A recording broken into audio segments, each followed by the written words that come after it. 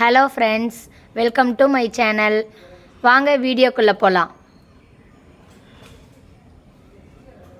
தக்காளி சட்னி செய்யலாம். அதுக்கு வந்துட்டு 2 தக்காளி, 1 வெங்காயம், கொஞ்சம் கருவேப்பிலை, வரமிளகா காரத்துக்கு ஏற்ற மாதிரி எடுத்து வச்சுக்கோங்க.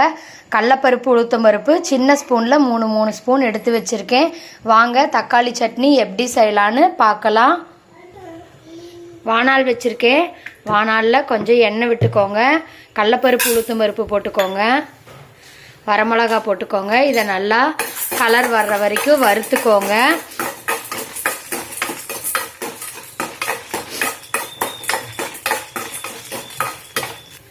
கருவேப்பிலை போட்டால் கொஞ்சம் வாசமாக இருக்குங்கிறதுக்காக போடுறேன். நீங்கள் வேணும்னா அதை ஸ்கிப் பண்ணிக்கோங்க. கொத்தமல்லி கொஞ்சம் போட்டுக்கோங்க.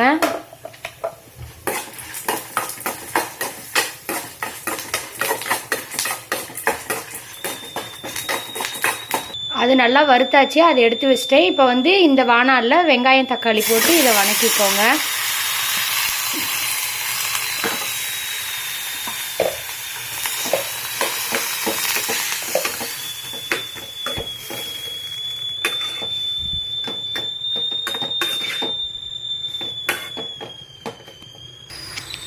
இன்னும் கொஞ்சம் நல்லா வணங்கினதுக்கப்புறம் ஆற வச்சு மிக்ஸி ஜாரில் போட்டு நல்லா நைஸாக அரைச்சிக்கிட்டோம்னா தக்காளி சட்னி ரெடி ஆயிரும்.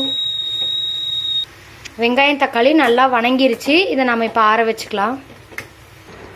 வெங்காயமும் தக்காளி நல்லா ஆறிருச்சு. இப்போ நம்ம மிக்ஸி ஜாரில் போட்டுக்கலாம். தேவையான அளவு உப்பு போட்டுக்கோங்க.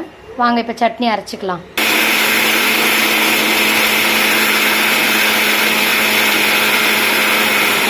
சட்னி ரெடி ஆயிருச்சு. தக்காளி சட்னி நம்ம இதை ஒரு சின்ன பவுலில் மாற்றிக்கலாம். தக்காளி சட்னி ரெடி.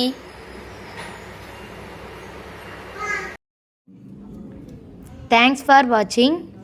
வீடியோ பிடிச்சிருந்தா லைக் பண்ணுங்கள், ஷேர் பண்ணுங்கள், மறக்காமல் கமெண்ட் பண்ணுங்கள்.